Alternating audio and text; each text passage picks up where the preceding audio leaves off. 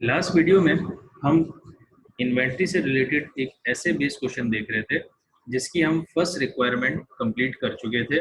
First requirement के अंदर दो चीज़ें उसने हमसे मांगी थी। नंबर वन, जो सितंबर 30 को हमने 1000 यूनिट्स परचेज किए थे उसमें हर एक यूनिट की कॉस्ट हमने कैलकुलेट कर ली थी $6 पर यूनिट। और नंबर टू, पीरियडिक और परपीचुअल सिस्टम के अंदर दोनों के अंदर कॉस्ट ऑफ गुड्स सोल्ड हमसे उसने मांगी थी। ठीक है, तो ये हमने उसको दे दी थी। अब जा रहे हैं इसकी नेक्स्ट रिक्वायरमेंट पे। नेक्स्ट रिक्वायरमेंट इसी रिलेटेड है लीफो मेथड से। नेक्स्ट रिक्वायरमेंट के अंदर ये कहता है कि if Tokyo trading adopts LIFO method for inventory valuation, ये जो कंपनी है अगर फीफो की जगह लीफो मेथड यूज करे तो calculate the value of inventory at December 31 2018। अब क्योंकि हमें 2018 का डेटा दिया हुआ था तो दिसंबर 31 2018 का एंड हो गया, इसका मतलब ये वैल्यू ऑफ एंडिंग इन्वेंट्री मांग रहा है। और इसके साथ cost of goods sold for the year 2018 under both periodic and परपीचुअल inventory system. तो ये बात मैंने आपको लास्ट वीडियो में बताई थी कि सिर्फ फीफो एक वाहिद ऐसा मेथड है कि अगर उसके अंदर जो भी कॉस्ट ऑफ गुड्स सोल्ड मैंने पीरियडिक सिस्टम के अंदर कैलकुलेट की है उतनी ही अमाउंट की कॉस्ट ऑफ गुड्स सोल्ड परपीचुअल में भी आएगी। इसी तरीके से वैल्यू ऑफ एंडिंग इन्वेंट्री जो पीरियडिक में आएगी वही परपीचुअल में आएगी। सिर्फ फीफो के अंदर ये केस है। जब हम लीफो या एफको यानी कि वेटेड एवरेज पे आ जाते हैं तो आपने कोई भी वैल्यू कैलकुलेट की हो कॉस्ट ऑफ गुड्स सोल्ड या वैल्यू ऑफ एंडिंग इन्वेंट्री, वो पीरियडिक के अंदर अलग होगी, परपीचुअल के अंदर अलग होगी। तो यहाँ पे क्योंकि लीफो है तो हमें दो मर्तबा सोल्यूशन करना पड़ेगा, पहले पीरियडिक से और फिर परपीचुअल से। तो क्योंकि पीरियडिक आसान होता है तो पहले हम इसका सोल्यूशन करते हैं बी को सॉल्व करते हैं पहले हम पीरियडिक इन्वेंट्री सिस्टम के थ्रू। अच्छा, अब अगर मुझे पीरियडिक इन्वेंट्री सिस्टम के अंदर ये कैलकुलेट करना है कि भाई जो यूनिट्स मैंने सेल किए हैं ड्यूरिंग द ईयर उनकी क्या कॉस्ट है और जो यूनिट्स एंडिंग में बच गए हैं उनकी क्या कॉस्ट है, तो सबसे पहले मेरे पास यूनिट्स का डेटा अवेलेबल होना चाहिए कि जो यूनिट्स मैंने सेल किए हैं वो कितने थे और जो यूनिट्स बच गए हैं वो कितने थे। और ये पता करने के लिए मुझे ये पता होना चाहिए कि ये जो यूनिट्स हैं सेल जो किए हैं और जो बच गए हैं ये मेरे पास आए कहां से थे। तो मैंने लास्ट वीडियो में आपको बताया था कि ये दोनों यूनिट्स आते हैं यूनिट्स अवेलेबल फॉर सेल से। ड्यूरिंग द ईयर जितने यूनिट्स मेरे पास अवेलेबल होते हैं सेल करने के लिए उसी में से ही कुछ यूनिट्स सेल हो जाते हैं और कुछ यूनिट्स एंडिंग इन्वेंट्री में बच जाते हैं। तो सबसे पहले मुझे चाहिए होगा यूनिट्स अवेलेबल फॉर सेल। मेरे पास पूरे साल के अंदर कितने यूनिट्स अवेलेबल थे सेल के लिए। इसके लिए मैंने आपको बताया था कि opening inventory plus units purchase. कितने यूनिट्स परचेज किए थे 500 प्लस 1000। तो मेरे पास 1700 यूनिट्स अवेलेबल थे during the year for sale. Sale करने के लिए 1700 यूनिट्स अवेलेबल थे। फिर डेटा के हिसाब से जो मुझे डेटा में बताया है कि हमने यूनिट्स उसमें से सेल किए हैं पहले 400 फिर 300 और फिर 600। टोटल मैंने इसमें से 1300 यूनिट सेल कर दिए हैं। 1700 में से 1300 यूनिट सेल हो गए तो इसका मतलब एंडिंग इन्वेंट्री में कितने यूनिट्स बच गए, रिमेनिंग 400 यूनिट्स। तो ये मेरे पास यूनिट्स का डेटा आ गया। अब कॉस्ट ऑफ एंडिंग इन्वेंट्री पहले कैलकुलेट करेंगे, कॉस्ट ऑफ गुड्स सोल्ड बाद में कैलकुलेट करेंगे। और बहुत ही सिंपल काम है, कोई मुश्किल नहीं है। मुझे अगर ये मालूम करना है कि जो यूनिट्स मेरे पास एंडिंग इन्वेंट्री में बचे हुए हैं यानी कि 400 यूनिट्स,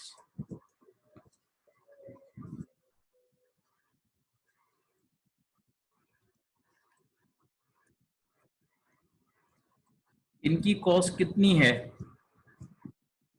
तो सिंपल सा मुझे ये करना है कि ये देख लेना है कि कंपनी कौन सी अजम्पशन यूज कर रही है या कौन सा इन्वेंट्री वैल्यूएशन मेथड यूज कर रही है। यहाँ पे कंपनी यूज कर रही है लीफो मेथड।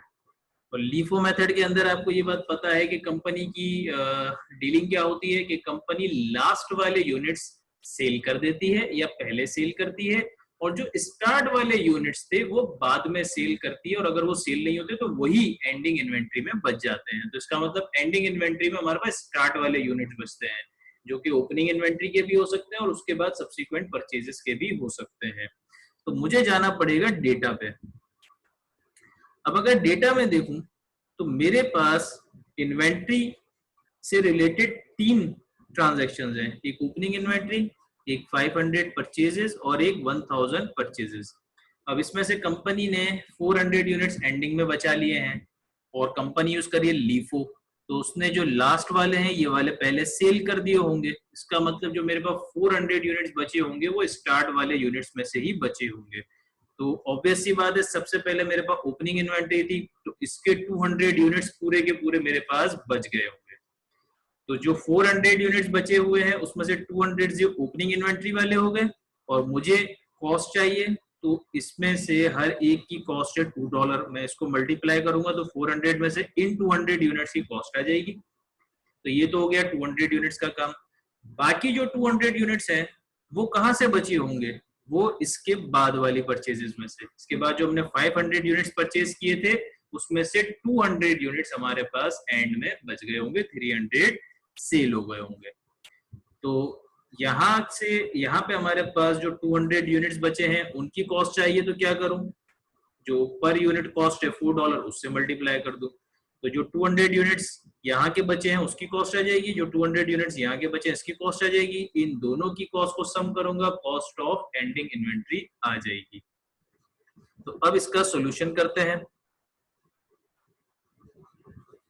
सॉल्यूशन पे जो मुझे कैलकुलेट करना था कॉस्ट ऑफ एंडिंग इन्वेंट्री, यानी कि 400 यूनिट जो एंड में बचे हैं उनकी वैल्यू, उनकी कॉस्ट कितनी है, तो मुझे ये पता चल गया लिखो के थ्रू कि भाई ये 400 यूनिट्स स्टार्ट वाले ही होंगे। स्टार्ट वाले कौन से होंगे, 200 यूनिट्स ओपनिंग वाले, और मुझे इनकी कॉस्ट चाहिए तो हर एक यूनिट की कॉस्ट है $2। और बाकी जो 200 यूनिट्स होंगे वो कौन से होंगे, मार्च 31 की परचेजेस के, और उसमें हर एक यूनिट की कॉस्ट कितनी है, $4। तो जब इन दोनों को मैं मल्टीप्लाई करके सम कर लूंगा तो मुझे पता चल जाएगा कि जो 400 यूनिट्स मेरे पास एंडिंग में बचे हुए हैं लीफो के थ्रू, उसकी वैल्यू है $1200। ठीक है। इसी तरीके से बिल्कुल सेम मेथड यूज करके मैं अपने पास कॉस्ट ऑफ गुड्स सोल्ड भी कैलकुलेट कर सकता हूं। जो 1300 यूनिट्स मैंने सेल किए हैं उनकी कॉस्ट भी मैं बिल्कुल ऐसे ही कैलकुलेट कर सकता हूं। क्या मतलब, मुझे ये देखना है कि कंपनी अजम्पशन कौन सी फॉलो कर रही है, लीफो फॉलो कर रही है। तो लीफो के थ्रू जो 1300 यूनिट्स कंपनी ने सेल किए होंगे वो कौन से होंगे, लास्ट वाले 1000, उसमें से ये वाले हो गए। मुझे इनकी कॉस्ट चाहिए तो हर एक की कॉस्ट $6 मल्टीप्लाई कर दूंगा। बाकी 1300 में से 1000 तो ये हो गए, बाकी जो 300 कंपनी ने सेल किए होंगे वो कौन से होंगे, वो ये मार्च 31 के 500 यूनिट्स में से 300 कंपनी ने सेल किए हैं। तो जो 300 यहाँ पे सेल हुए हैं उसमें से हर एक की कॉस्ट $4, इसको मल्टीप्लाई कर दूंगा तो यहाँ पे मेरे पास $300 की कॉस्ट आ गई, यहाँ पे 1000 यूनिट्स की कॉस्ट आ गई। तो टोटल 1300 यूनिट्स जो कि सेल किए हैं उनकी मेरे पास कॉस्ट आ जाएगी। कैसे सॉल्व करेंगे, कॉस्ट ऑफ गुड्स सोल्ड जो 1300 यूनिट्स है मुझे पता है लास्ट वाले पहले सेल किए होंगे, यानी कि 1000 जो कि सितंबर 30 के थे, हर एक की कॉस्ट थी $6, और फिर जो रिमेनिंग 300 कंपनी ने सेल किए हैं वो मार्च 31 की परचेजेस वाले यूनिट्स हैं, और उसमें से हर एक की कॉस्ट है $4। तो मेरे पास यहाँ पे कॉस्ट ऑफ गुड्स सोल्ड आ गया $7,200।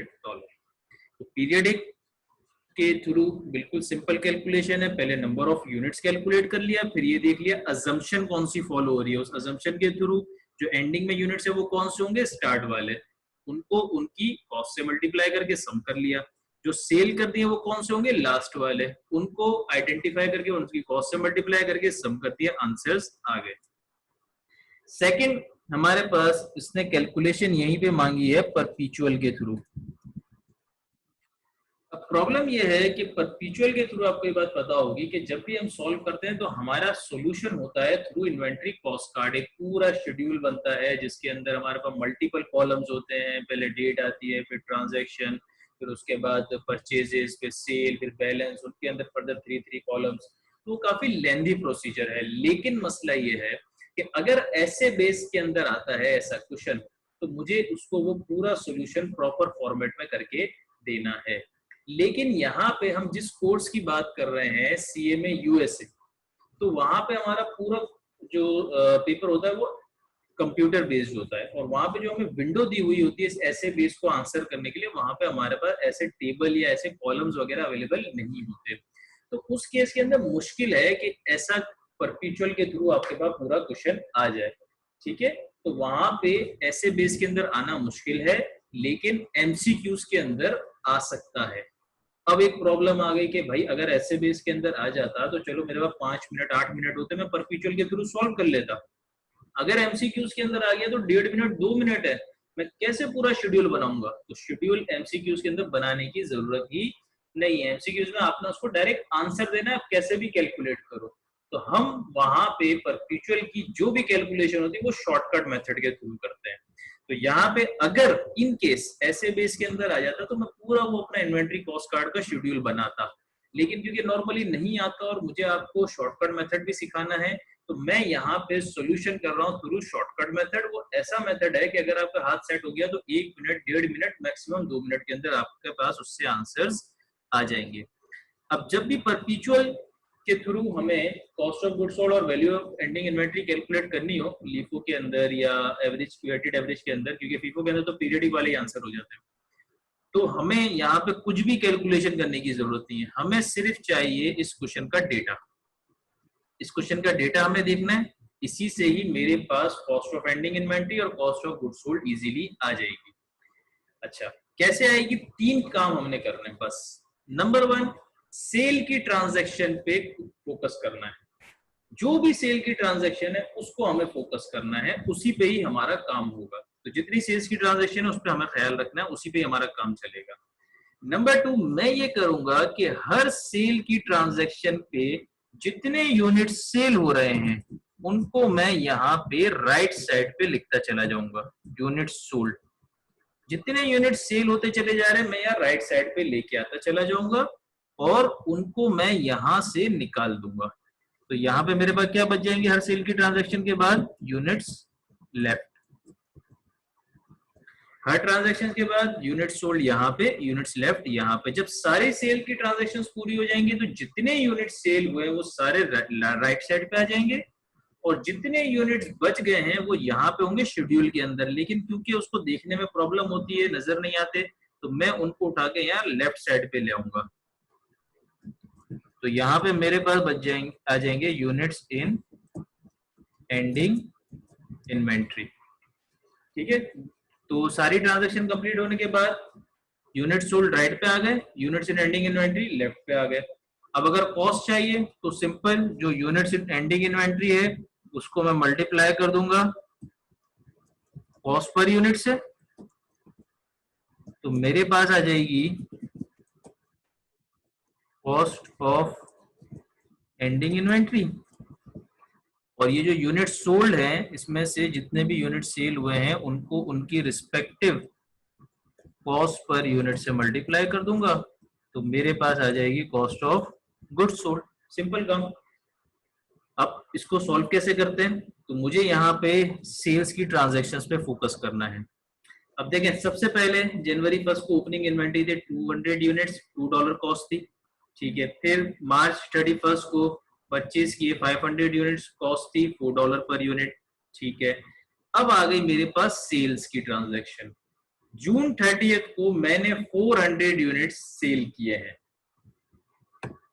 तो मेरे पास जो काम की ट्रांजैक्शन थी वो आ गई। जैसे ही 400 मैंने यहाँ पे सेल किए, तो मुझे ये देखना है कि ये 400 यूनिट्स कौन से हैं। उसके लिए देखना पड़ेगा कंपनी अजम्पशन कौन सी फॉलो कर रही है, कंपनी लीफो फॉलो कर रही है। तो ये जो 400 यूनिट सेल किए होंगे ये लास्ट वाले यूनिट्स होंगे। इन दोनों में से लास्ट वाले कौन से हैं, 200 या 500? इसमें से ऑब्वियस ही बात है 500 लास्ट वाले यूनिट्स हैं। तो इसका मतलब ये 400 यूनिट्स मैंने इन 500 यूनिट्स में से सेल किए होंगे। तो मैं क्या करूंगा, जो 400 यूनिट्स मैंने सेल किए हैं उसको मैं ले लूंगा यहाँ पे इस तरफ राइट साइड पे। इस 500 में से 400 मैंने सेल कर दिए, 400 ले लिए राइट साइड पे, और इधर बच कितने गए मेरे पास 500 में से 100, जो रिमेनिंग यूनिट्स है वो मैंने यहाँ पे लिख दिए। ठीक है, अच्छा सिर्फ ये लिखे नहीं है, इसके साथ मैं क्या करूंगा, इस सेल की ट्रांजैक्शन को कंप्लीटली काट दूंगा, क्योंकि वरना बाद में बेकार में मेरे पास बीच में आएगी और कंफ्यूजन पैदा करेगी। इसको मैं क्रॉस आउट कर दूंगा और इस 500 यूनिट्स को क्रॉस आउट कर दूंगा, ताकि बाद में ये मेरी कैलकुलेशन में ना आए। तो सेल के बाद क्या करा मैंने, 400 यूनिट जो सेल किए थे वो पता लगाया कहां से थे, वो यहां से थे। तो इसमें से दो हिस्से कर दिए, जो 400 यूनिट सेल हो गए थे वो राइट साइड पे ले लिए, जो 100 यूनिट्स बच गए थे वो यहां रहने दिए। फिर आगे चलते हैं। फिर सितंबर 30 को मैंने परचेज किए 1000 यूनिट्स $6 के हिसाब से। ठीक है, फिर अगेन नवंबर 1 को मैंने 300 यूनिट सेल किए हैं। ठीक है, अब मेरी ट्रांजैक्शन आ गई काम की। अब ये देखना ये 300 यूनिट्स कौन से होंगे, last in first out, last वाली परचेजेस कौन सी थी, ये 1000। तो इसका मतलब ये 300 मैंने इसी 1000 में से सेल किए हैं। ये सेल की ट्रांजैक्शन को एलिमिनेट कर दूंगा और ये 1000 काट दूंगा। जो यूनिट सेल हो गए 1000 में से 300 वो मैं ले आया राइट साइड पे, और 1000 में से यहाँ पे 300 सेल हो गए, तो बचे कितने 700 मैंने यहाँ पे ही रहने दिए। फिर अगेन दिसंबर 31 को दोबारा सेल है, कितने यूनिट सेल किए 600। लास्ट इन फर्स्ट आउट के तहत कौन से होंगे, ये 200 वाले, 100 वाले या 700 वाले? ऑब्वियस सी बात है कि 700 में से होंगे। तो इस सेल की ट्रांजैक्शन को दोबारा काट दूंगा ताकि ये दोबारा बीच में ना आए, और इस 700 यूनिट्स में से 600 यूनिट सेल कर दिए हैं, इसको दोबारा काटूंगा। इसमें से मेरे पास बच गए अगेन 100 यूनिट्स, और यहाँ पे मेरे पास 300 के साथ 600 और सेल हो गए हैं, तो मैंने यहाँ पे प्लस कर दिया। बस सारी ट्रांजैक्शंस खत्म हो गई। तो अब हुआ क्या, राइट साइड पे सारे यूनिट्स सोल्ड आ गए, 400, 300, 600। टोटल करो इसका मैं, तो टोटल 1300 यूनिट्स सोल्ड आ गए। ठीक है, और यहाँ पे मेरे पास यूनिट्स लेफ्ट थे, इसको मैं इस तरफ ले आता हूँ सारे डेटा को, ताकि मेरे पास जो एंडिंग यूनिट्स हैं वो एक जगह पे आ जाए। तो यहाँ पे ओपनिंग वाले 200 एज इट इज है, क्योंकि इसमें से सेल ही नहीं हुए, 200 ये बच गए। 100 ये परचेजेस वाले मेरे पास अभी तक इंटैक्ट है, और 100 यहाँ वाले मेरे पास अब तक इंटैक्ट है। जब इन सबको मैं टोटल करूंगा तो मेरे पास यूनिट्स इन एंडिंग इन्वेंट्री कितने आ गए, 400 आ गए। अब सिंपल अगर कॉस्ट ऑफ गुड्स सोल्ड चाहिए तो इन यूनिट्स को इनके रिस्पेक्टिव कॉस्ट से मल्टीप्लाई कर दो, इन यूनिट्स को इनके रिस्पेक्टिव कॉस्ट से मल्टीप्लाई कर दो, तो कॉस्ट ऑफ एंडिंग इन्वेंट्री आ जाएगी। कॉस्ट ऑफ गुड्स सोल्ड चाहिए तो 400 यूनिट जो मैंने सेल किए थे ये वाले मार्च 31 वाले, इनमें से हर एक की कॉस्ट कितनी है, $4। तो कितनी कॉस्ट होगी इन 400 यूनिट्स की, 1600। ये जो 900 यूनिट्स मैंने सेल किए हैं इसमें से हर एक की कॉस्ट कितनी थी, $6। तो इसका मतलब ये जो 900 यूनिट सेल किए हैं इनकी टोटल कॉस्ट कितनी हो गई, 5400। कोई और यूनिट सेल किए हैं नहीं, तो इसका मतलब ये जो 1300 यूनिट्स मैंने सेल किए हैं इसकी टोटल कॉस्ट अगर मुझे चाहिए तो इन दोनों को सम कर लूं, इसकी टोटल कॉस्ट मेरे पास आ जाएगी $7000। 1300 यूनिट्स जो सेल किए थे उनकी कॉस्ट आ गई $7000, तो कॉस्ट ऑफ गुड्स सोल्ड कितनी हो गई, $7000। सेम यहाँ पे भी काम करूंगा, जो 200 यूनिट्स एंडिंग इन्वेंट्री में बच गए हैं, एक की कॉस्ट थी $2, तो इसकी कॉस्ट हो गई 400। इसमें से एक की कॉस्ट थी $4, तो ये भी मेरे पास हो गया 400। और इसमें से एक की कॉस्ट थी $6, तो ये मेरे पास हो गया 600। इस तरीके से ये जो 400 यूनिट्स मेरे पास एंड में बचे हुए थे, इसकी टोटल कॉस्ट कितनी आ गई? $1600, सॉरी $1400। तो ये मेरे पास आ गया 1300 यूनिट जो सेल हुए उनकी कॉस्ट यानी कि कॉस्ट ऑफ गुड्स सोल्ड। ये मेरे पास आ गया जो 400 यूनिट्स एंडिंग में रह गए उनकी कॉस्ट यानी कि कॉस्ट ऑफ एंडिंग इन्वेंट्री। तो ये अभी समझाने के लिए हमने आसानी से किया है, आराम आराम से किया है। जब आपका इस पे हाथ सेट हो जाएगा तो परपीचुअल के लिए अगर एमसीक्यूज आते हैं तो आपको कॉस्ट कार्ड बनाने की जरूरत ही नहीं है।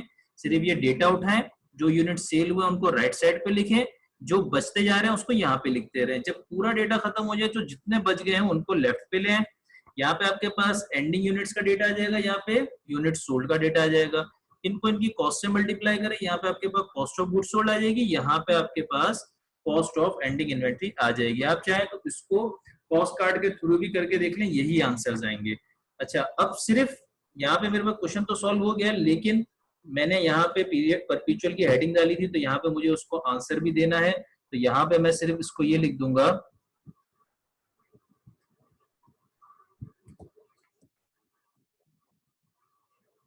कि जो मेरे पास एंडिंग में 400 यूनिट्स हैं उनकी वैल्यू मेरे पास कितनी आई थी ऊपर?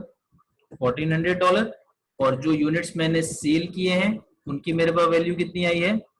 $7000। ठीक है, तो परपीचुअल के थ्रू भी मेरे पास दोनों की फिगर्स आ गई, पीरियडिक के थ्रू भी दोनों की फिगर्स आ गई और आंसर्स मेरे पास आ गए हैं। अगेन मैं कह रहा हूं, अगर ऐसे बेस के अंदर आता है तो पूरा कॉस्ट कार्ड बनाना है। ये मेथड, शॉर्टकट मेथड, सिर्फ और सिर्फ एमसीक्यूज के लिए है। दूसरी बात, मैंने आपको कहा था कि पीरियडिक के अंदर अगर हम लीफो या वेटेड एवरेज के अंदर अगर हम पीरियडिक से आंसर कैलकुलेट करें तो वो परपीचुअल के बराबर नहीं होगा।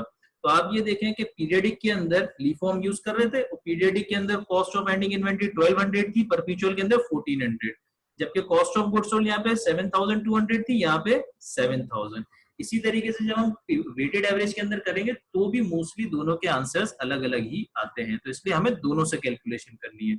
अगर फीफो है तो एक ही से कैलकुलेट करें पीरियडिक से और वही आंसर परपीचुअल में रेफर कर दें। तो इस वीडियो के अंदर हमने लीफो के थ्रू पीरियडिक इन्वेंटरी सिस्टम के अंदर कॉस्ट ऑफ गुड्स सोल्ड और cost of ending inventory calculate कर लिया और परपीचुअल के अंदर भी कर लिया। परपीचुअल के अंदर पूरा कॉस्ट कार्ड वाला मेथड हमने नहीं किया, हमने यहाँ पे डायरेक्ट शॉर्टकट मेथड कर लिया है। ठीक है, और अब इसके बाद नेक्स्ट हमारे पास जो रिक्वायरमेंट है ये वेटेड एवरेज की है, एफओ की। इसको भी हम पीरियडिक और परपीचुअल से करेंगे, ऐसे ही पीरियडिक से और परपीचुअल से ऐसे ही शॉर्टकट मेथड से। ठीक है, लेकिन वो हम इंशाल्लाह नेक्स्ट वीडियो में करेंगे और एंड में परमानेंट डिक्लाइन है वो फिर हमारी लास्ट वीडियो होगी। Thank you.